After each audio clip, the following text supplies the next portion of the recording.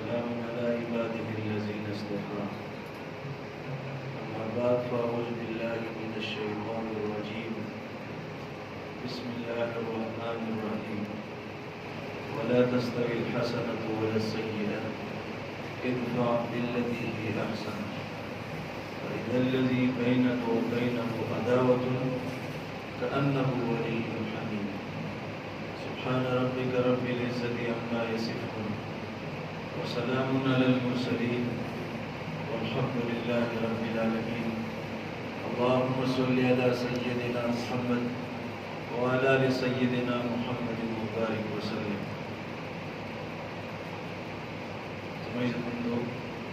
دین اسلام دین فطرت ہے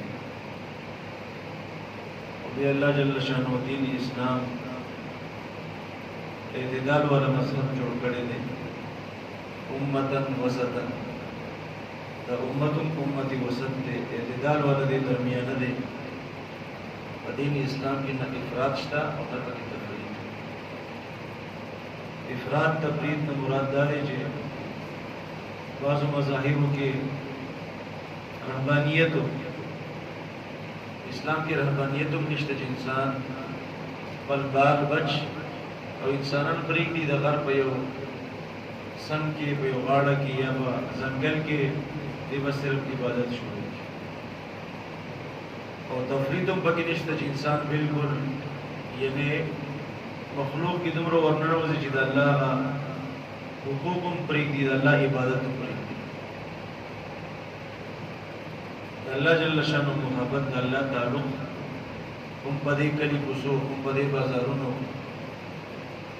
ہم دا دنیا پدے چلت پیرت کے بے بد اللہ احکامات پورا کے دا نبی علیہ السلام کا طریقہ بند دنیا کے انسان باندے دو قسم حقوق یہ حقوق اللہ دی یہ حقوق العباد دی.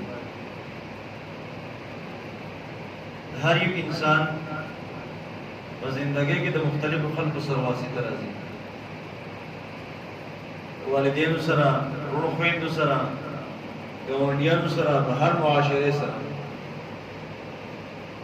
دے وجہ انسان باندې دغه مختلف خلق مختلف حقوق دي داغي باندې خیال ساتي او بیا به انسان زندگی څنګه تیرے محبوب صلی اللہ علیہ وسلم عملی طور پر صحابوں تا زندگی اولا اور صحابوں و زندگی تابعین تا زندگی اولا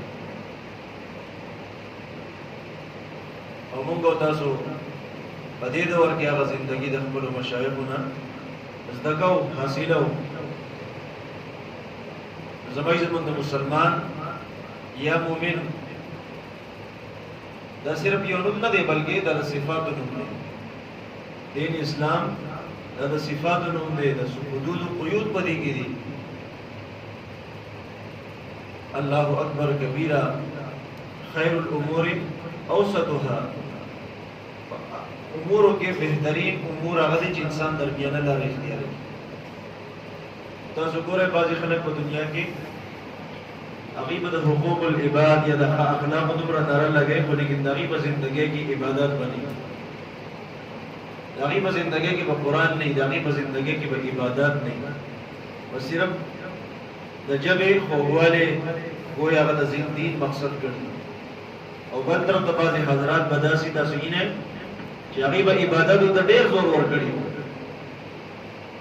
عبادت دا بھائی دیر زور ور کری لیکن داغی پر زندگی کی معاملات کی باقی صفر حقوق العباد پر معاملہ کی باقی صفر خیال بنا سکتا حضرت جسے فرمائی ادھر کے بے مریض ادھر کے بے مریض کامل مسلمان آگا دے کہ اگر اللہ حقوقم پورا گئے دا نبی علیہ السلام اخلاقم اپنا ہوئے اور دا مخلوق حقوقم چکم دے پورا گئے.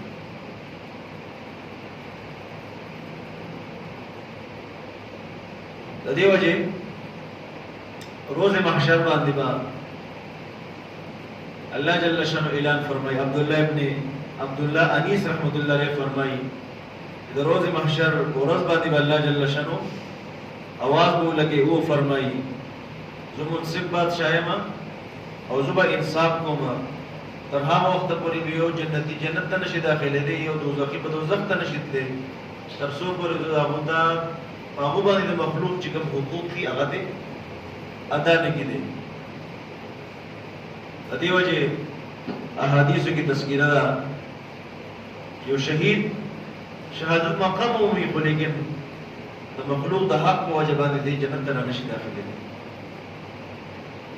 او بیا زموږ زمونږ کله بني اسرائیل وګوره، بني اسرائیلو کې بعضې راهبان عبادت ګزار داسې تېر شوي چې ډېر زیات عبادات یې کړي په سلونو سلونو کاله، لیکن یو وخت داسې و چې هغې عباداتو ته ډېر زیات فوکس یې ورکړو، توجه یې ورکړله، په لیکن د حقوق العباد کې بالکل فیل کېدو درته چې کوم دی شروع شول. حقوق العباد مبارک کې بالکل کیئرلیس شول. الله جل شانو په هغې باندې پاسداري راوسته. تاسو ګورئ په دنیا کې د الله جل شانو خزانې وسیع دي، خو لیکن رزق هر یو څیز نه برکت وځي پاسداري یا د الله طرفه مختلف شکلونو کې عذابونه د هغې وجه دی چې حقوق العباد کې انسان کوتاهي شروع کړي. الله جل شانو په هغې باندې داسې پاسداري راوستله چې مرداري خوراک شروع کړل او عبادت کی کمی نہ کو عبادت حق کثرت سره چې کوم دې شروع کړو ورونو تبتل انت الله تبع جلال او بس یکسویه سره عبادت کو، لیکن خاصاله عذاب ته نه ختمې دو. موسی علیہ السلام ته الله جل شانه وحی فرمایلا وای ګدی عبادت دومره عبادت کی چې د خشک او وچه پہنے پشانتے شاخ پشانتے چې کوم دی وچی یا د کوړې په مانند باندې چې کوم دی وچی تر څو چې دې حقوق العباد ادا ادا کې طرح وخت پر دینه بد عذاب نه ټلوي. تاسو ګورئ منن سبا دور کې امت کې د مرض دې کې مبتلا دي چې عبادت نور په ډېر خلک عبادت هم نه کوي، ولیکن کو څوک عبادت کې نه غوړي د حقوق عبادت خیر نه سره ظاہراً با نیک بخکاری نیکانو حلیه بے اپنا اکھڑے کو، لیکن حقوق العباد کی آغا شکست خوری آغای طرف تا چکم نہیں، یا خیال نہیں، یا پرواہ نہیں.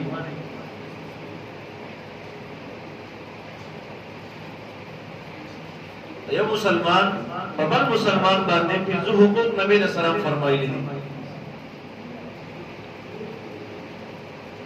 آغای پھر حقوق کی یو حق دا دے چې کله سلام در باندې واچه سلام جواب ورکړي، او دویم چې کله دې بیمار شي دو عیادت لبسي، او دریم دا چې دې کله دې پرنجیو کې نو دې الحمدلله او الحمدلله جواب وته ورکړي، او چې کله دې وفات شي داغو په جنازه کې به شرکت کې، او بیا چې کله دې وفات نه پس بیا حق پاتې دی تو وفات نه پس حق در باندې دادی چې دا وخت تذکرہ باندې نو موږ تاسو په دنیا کې دا ژوندو غیبتونه کو ژوندو د تکلیف رسولو مړې بولا بیا پرېږدا. زموږ زمونږ معاشره کې اختلاف خامخا راځي، درونو په منځ کې راځي، په کور کې دنه راځي، بهر هم راځي.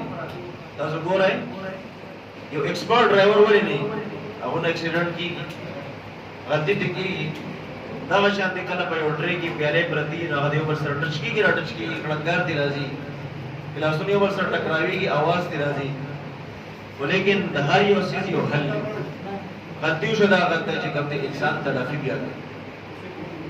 نو اونچ نیچ دا په انسانانو کې خامخا راځي، ولیکن دا اونچ نیچ دا غي په سولوشن او حل به کوم دی روکا دي. چنانچہ دا معافی صفت دا په مسلمان کې انسان کی ضرورت ہے.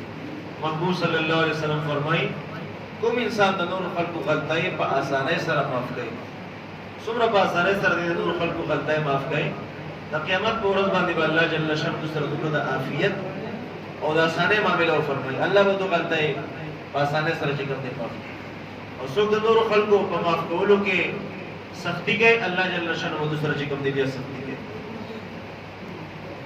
یا زمای زمند د مؤمن سینه دا بد کینې نه بل مسلمان د پاره پاک کړي. کینه دا یو انتهایی خطرناک روحاني مرض دی چې د کینور انسان دا شب قدر پښپا باندې مغفرت نه کی. دا لازمي نه ده چې انسان پسینه کې د کینه نه کینه به راځي خو لیکن کینه به نه ساتي. کینه څه ته ویل کېږي؟ بس چا باره کې د بدلې اغستو یا به د نقصان رسولو بس اس بھی سایس وجه مسلمان باره کې خپل سینه چې کوم دی پاکي او دا جنتی صفت دی چې کله څوک بل مسلمان معاف کړي. دې وجه کله موږ تاسو د شپې د کیږو بس ټول انسانان موږ تاسو د خپل ژوند چې کوم دی معاف کړي. زما عزت مندو دا یو لوی صفت دی، دا د مؤمن صفت دی. یو الله والا یو حج پر سفر باندې دی. اب اس حج کے سفر کے دوران ایک چور آتا ہے، اس سے وہ تیلا چھین لیتا ہے. اب یہ بات کے ادھر ادھر ہو جاتا ہے، لیکن جو ہی ایک راستے کے ایک موڑ پہ چلا جاتا ہے اس کی آنکھوں کی بینائی ختم ہو جاتی ہے. ابھی چیخنا چلانا شروع کر دیتا ہے کہ اللہ کے واسطے فلاں حضور سے کہے کہ مجھے معاف کر دے، مجھے معاف کر دے. لوگ اس اللہ والے کے پاس آئے، اسے کہا کہ حضرت اس بندے کو معاف کرے، اس کی آنکھوں کی بینائی چلی گئی. اس نے کہا میں نے تو اسی وقت ہی معاف کر دیا تھا جس وقت اس نے تیلا مجھ سے چھین کر کے چلا گیا.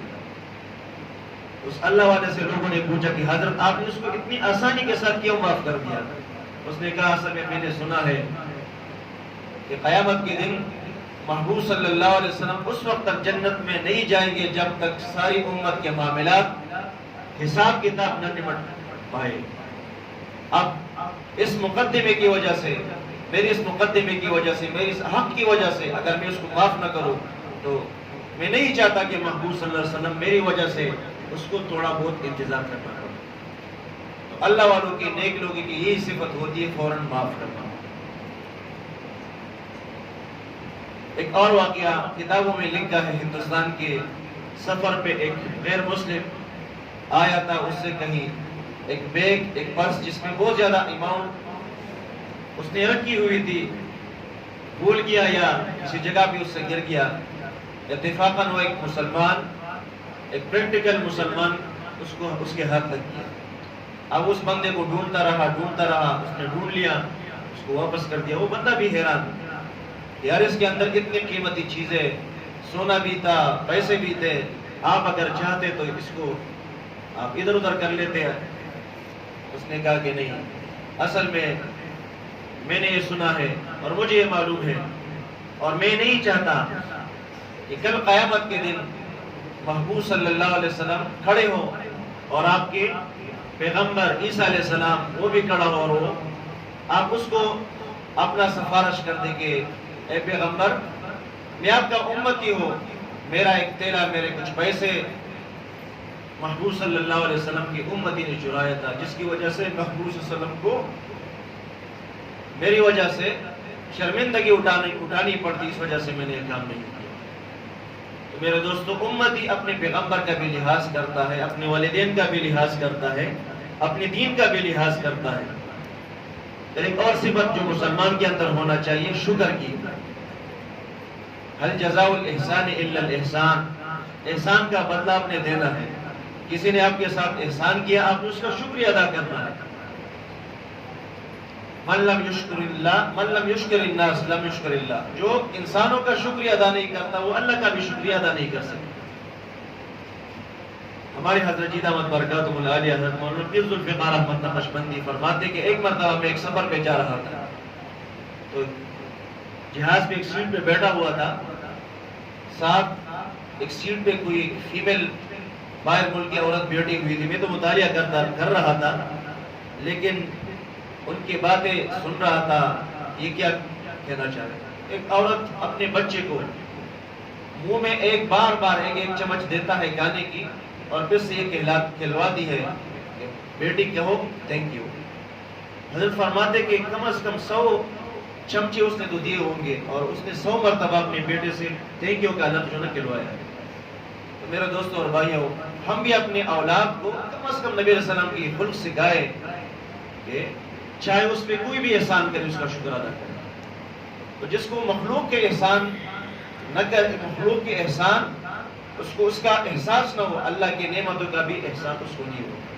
تو میرے دوست اور بھائیوں، ہم بھی اپنے والدین کے کتنے احسانات ہیں، اللہ کے کتنے احسانات ہیں، محبوب کے کتنے احسانات ہیں، ہم ان احسانات کا بدلہ کس طرح دیں گے؟ اللہ کے احسانات کا بدلہ یہ کہ ہم اپنی جوانی کو، اپنی زندگی کو اللہ کی بندگی اور اللہ کی عبادت میں لگا دیں۔ محبوب کے احسانات کا بدلہ یہ ہے کہ ہم محبوب کی سنتوں کو اور اس کے اخلاق کو اپنانے والے بن جائیں، اس زندگی کو اپنانے والے بن جائیں، محبوب کے غم اور فکر کو، اس کے کام کو، اس کے مشن کو اپنانے والے بن جائیں۔ والدین کا احسان یہ ہے، اللہ اکبر کبیرہ، اللہ نے یہ دعا سکھائی ہے ہمیں، اللہ ان پہ ایسی رحم فرما جس نے بچپن میں جیسے ہم پہ رحم، جس طرح ہمیں پالا۔ پھر مومن کے اندر ایک اور صفت جو ہونا چاہیے وہ ہے غصہ پینے کی صفت۔ غصہ ہر انسان کو آتا ہے، وہ انسان نہیں ہوگا جس کو غصہ نہیں آئے گا، غصہ آئے گا لیکن آپ نے اس کو کنٹرول کرنا ہے۔ تو فوربیئرنس یا برداشت کی صفت یہ مومن کے اندر ہونا چاہیے۔ اللہ رب العزت مومن کی صفت قرآن کے اندر جو بتاتا ہے اس کے اندر ایک صفت والکاظمین الغیظ والعافین عن الناس، یہی دو صفات اس کا بھی تذکرہ فرما دیتے ہیں۔ اب جو بندہ جس کو غصہ آیا ایک جائز کام پہ اور وہ اس غصے کی گوند کو پی لیتا ہے، اللہ جل شانہ قیامت کے دن ایک ایک غصہ پینے کی وجہ سے اللہ ایک ایک مرتبہ اس کو اپنا شربتی دیدار پلائے گا، اپنا دیدار اس کو کرے گا۔ اب کتنا آسان ہے کہ دنیا کے اندر اپنے غصے کو نکالنا ہے یا اس کو برداشت کرنا ہے۔ اللہ اکبر کبیرہ۔ تو مومن کے اندر یہ صفت ہوگا کہ وہ غصے کو برداشت کرے گا، اس کے بدلے اللہ جل شانہ قیامت کے دن سب سے جنت کی اعلیٰ نعمت اپنا دیدار کرانے گا۔ پھر مومن کے اندر ایک یہ صفت ہونا، اس کے اندر حلم ہونا چاہیے، حلم، قوت برداشت۔ اور جسی طرح مال کا زکوٰۃ دینا ہوتا ہے، اسی طرح اللہ نے انسان کو جو نعمت دی ہے ہر ایک نعمت کی زکوٰۃ آپ نے دینا ہے۔ اب بندے کو جو چینگ آتا ہے اس پہ یہ الحمدللہ کہتا ہے، یہ پورے 360 جسم کے اندر 360 ہڈیوں کے جوڑ ہیں، اس کا یہ صدقہ ہے۔ اسی طرح نادان کی بات کو تحمل کے ساتھ برداشت کرنا یہ آپ کی عقل کی زکوٰۃ ہے۔ ابوبکر صدیق رضی اللہ تعالیٰ عنہ فرماتے ہیں اللہ نے جب آپ کو عقل دیا ہے تو اس کی زکوٰۃ بھی دیا کرے، یعنی اپنے اندر برداشت کی صفت پیدا کرے۔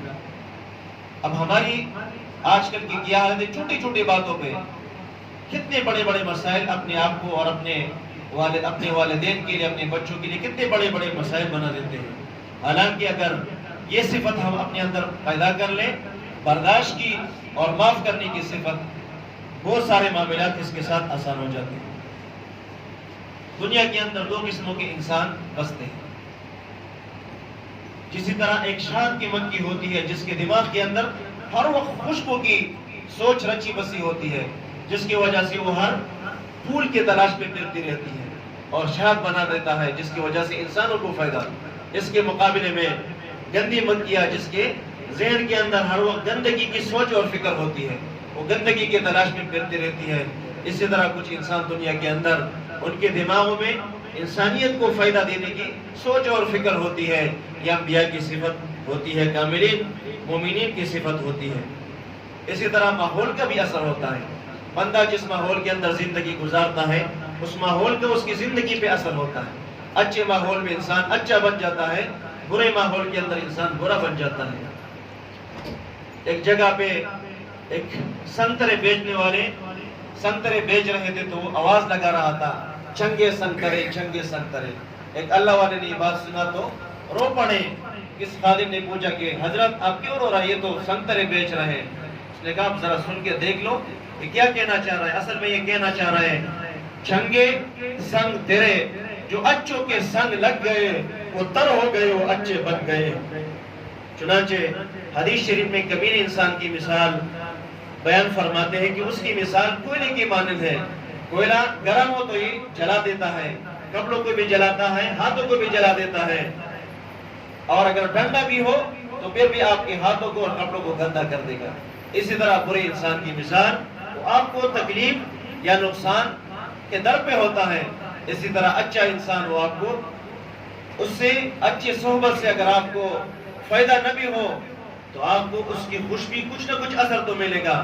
جہاں عطر کھنچتا ہے جاؤ گے وہاں گر تو آؤ گے ایک روز کپڑے بسا کر.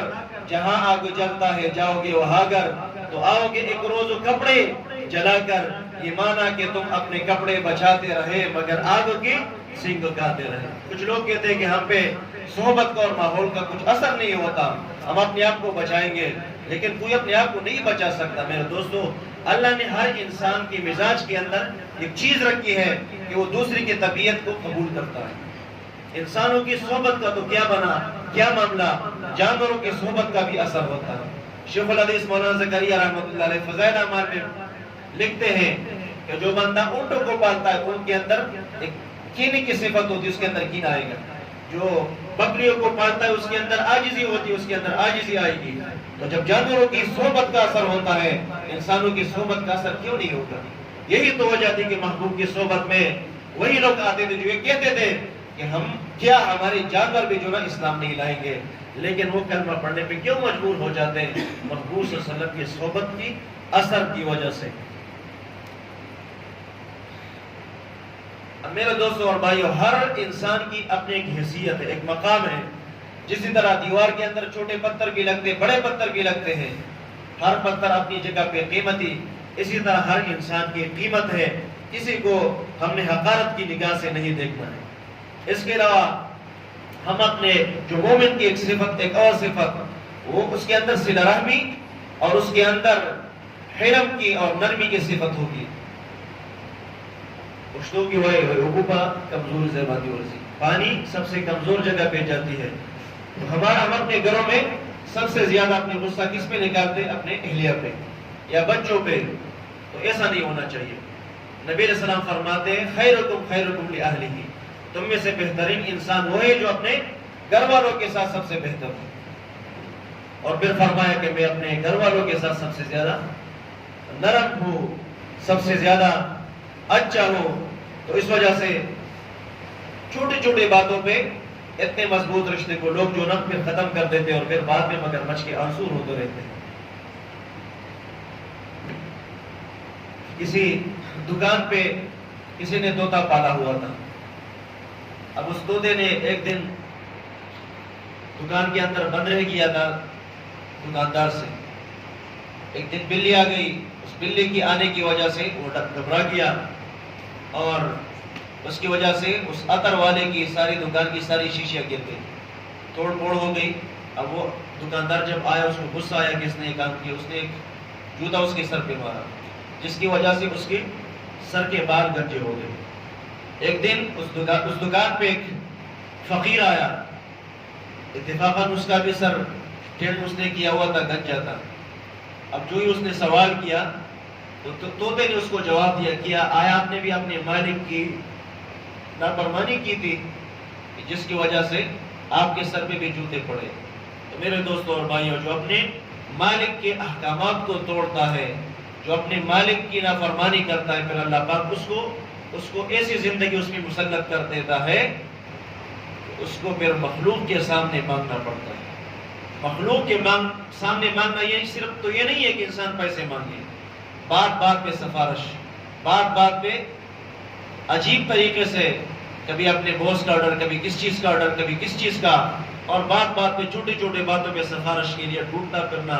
تو میرے دوستوں اور بھائیوں, جو مومن ہوتا ہے مومن کے اندر یہ صفات ہوتی ہے.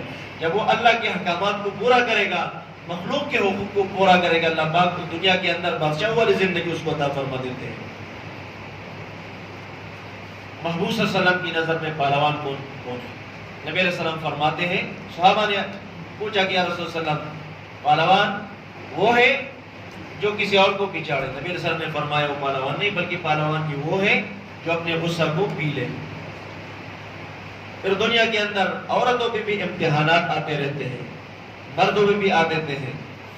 اب جس عورت کی یا جس مرد کی بچے بچپن کے اندر فوت ہو جائے, ہم تو ہوتا ہے, لیکن دنیا کے اندر کسی کا کوئی بچہ فوت نہیں ہوگا.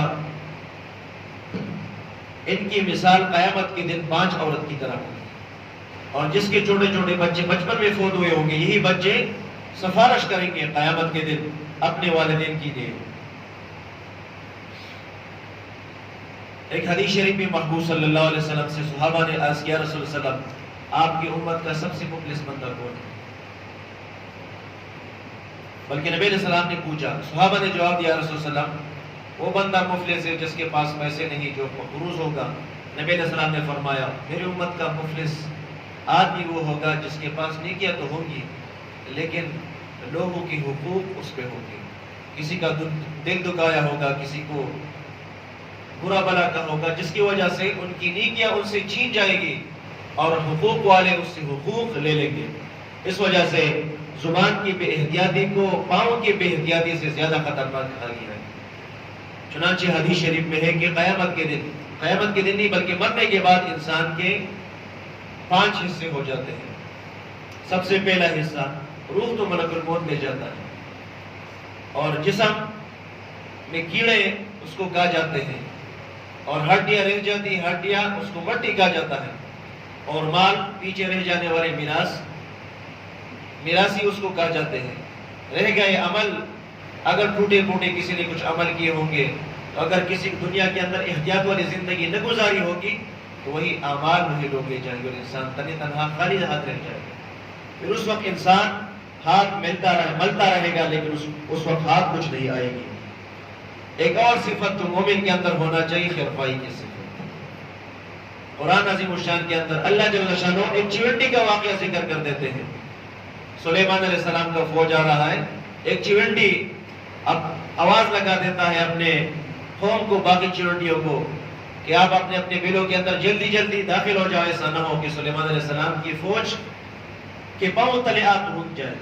اب ایک ایسی خیرخواہی تھی اپنے چیونٹیوں کے لیے، لیکن اللہ کو ان کی خیرخواہی اتنی پسند آئی کہ اللہ نے اس کو قرآن کی آیات کا ذریعہ قرآن کی آیت بنایا، اور اس پہ ایک پورا سورت اللہ نے نازل فرمایا جس کا نام سورۃ نمل ہے۔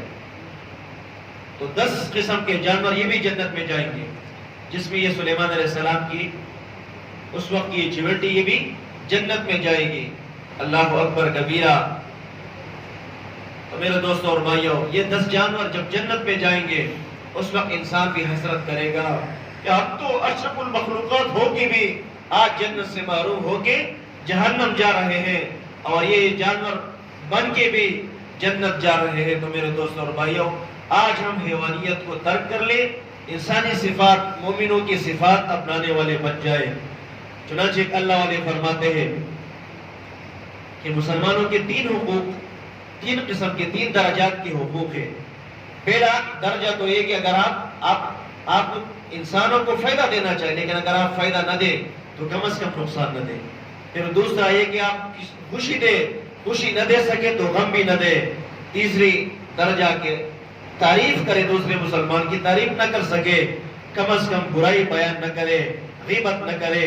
چنانچہ قرآن عظیم الشان کے اندر ایک چھوٹی سی سورت ہے، سورہ وائل، ویل لکل ہمزہ۔ تو جہنم کے اندر اللہ پاک نے ایک وادی بنائی ہے جس کو وائل کہتے ہیں، اس کے اندر ایک آگ کی ایک بڑی ستون ہوگی جو دنیا کے اندر دوسرے انسانوں کے دل دکھاتے ہیں۔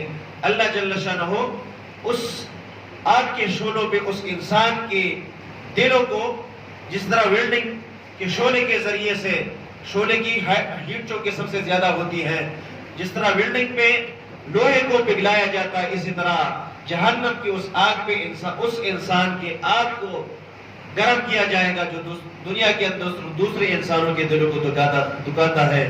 تو میرے دوستوں اور بھائیوں، اس وقت پھر انسان کچھ نہیں کر سکے گا۔ اب تو گھبرا کے یہ کہتے ہیں کہ مر جائیں گے، مر کے بھی چین نہ پایا تو پھر کدھر جائیں گے۔ تو میرے دوستوں اور بھائیوں، دنیا کی زندگی یہ کم ہے، فرصت زندگی کم ہے محبتوں کے لیے، لوگ کیسے ڈھونڈتے ہیں وقت نفرتوں کے لیے۔ ہمارے حضرت جی دامت برکاتہ العالیہ ایک واقعہ اپنے بچپن کا ذکر فرما دیتے ہیں کہ ایک دفعہ میں بچپن میں چونکہ شہر کا ایک اسٹوڈنٹ تھا تو میں نے دیہات کے بھی دیکھے نہیں تھے، تو ہمارے ایک پڑوسی تھے، اور ایک پڑوسی نہیں بلکہ میرے کلاس فیلو تھے، وہ بار بار مجھے کہتے کہ آپ گرمیوں کی چھٹی میں ہمارے گاؤں آ جائے، آپ کو میں فصل دکھاؤں گا، باغ دکھاؤں گا، یہ چیزیں دکھاؤں گا۔ میں نے کہا چلو میں اپنے بھائی جان سے پوچھ کے پھر ٹرپ بنا دیں گے۔ تو ایک دفعہ مجھے بھائی جان بھی میرے ساتھ چلے گئے، ہم دیہات میں چلے گئے تو کھیت وغیرہ دیکھے، ہم چلتے چلتے ایک کھیت پہ چلے گئے، وہاں پہ گوبر کا ڈھیر تھا، ڈیرانی سے رچور پختوں کی وجہ گوبر کا ڈھیر تھا۔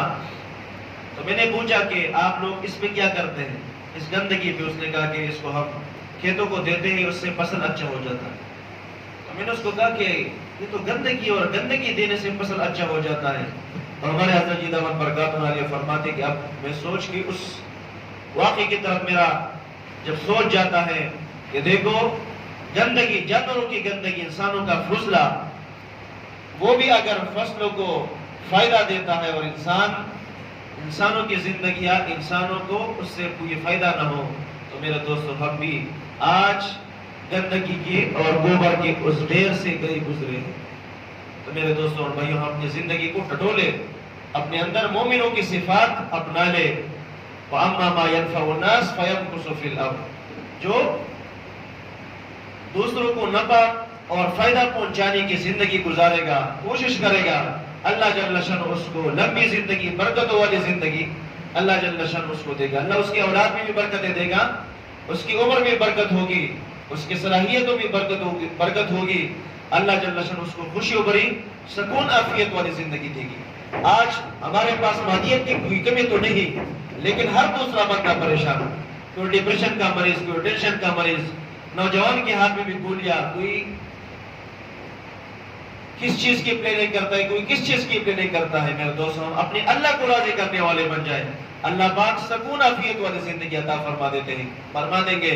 تو میرے دوستوں اور بھائیوں، ہم اسی مجلس میں اپنی زندگی کے تمام پچھلے، چاہے وہ گناہ یاد ہو، چاہے بھول ہو چکے ہو، اپنے اللہ سے دل کے اندر یہ تہیہ کرنے کی، اللہ زندگی کے اندر جتنے بھی خطائیں گناہیں ہو چکی ہیں، اللہ ان گناہوں پہ میرے توبہ، آئندہ کی گناہگاری پرہیزگاری والی زندگی کی نیت کر لے۔ میرے دوستوں اور بھائیوں، تین باتوں پہ اللہ رب العزت نقد اللہ کی مدد شامل حال ہوتی ہے۔ ان تین باتوں میں سے وہ ایک نوجوان، وہ ایک بندہ جو گناہوں سے اپنے آپ کو بچانے کی کوشش کرتا ہے، توبہ کرتا ہے، اللہ رب العزت کی خصوصی مدد اس کے ساتھ شامل حال ہوتی ہے۔ تو میرے دوستوں اور بھائیوں، آج اگر ہم کہتے ہیں کہ گناہوں سے بچنا مشکل، ہم تو نیت تو کر لیں۔ میرے دوستوں، ہم اللہ کے سامنے ہاتھ پھیلا کے، مولا ہمارے لیے گناہوں سے بچنا مشکل، آپ کے لیے بچانا تو کوئی مشکل نہیں۔ میرے دوستوں اور بھائیوں، اگر ہم یہی نیت اور ارادہ کر لیں، پھر دیکھنا کہ اللہ جل شانہ کیسے بچا دیتے ہیں۔ اللہ جل شانہ ہمیں ان باتوں پہ عمل کرنے کی توفیق عطا فرمائے۔ اللہ رب العزت ہمیں محبوب صلی اللہ علیہ وسلم کی غلامی والی زندگی عطا فرمائے، اور ہمیں ہمارے اندر مومنوں کی صفات اللہ رب العزت عطا فرما دے۔ وآخر دعوانا الحمدللہ رب العالمین۔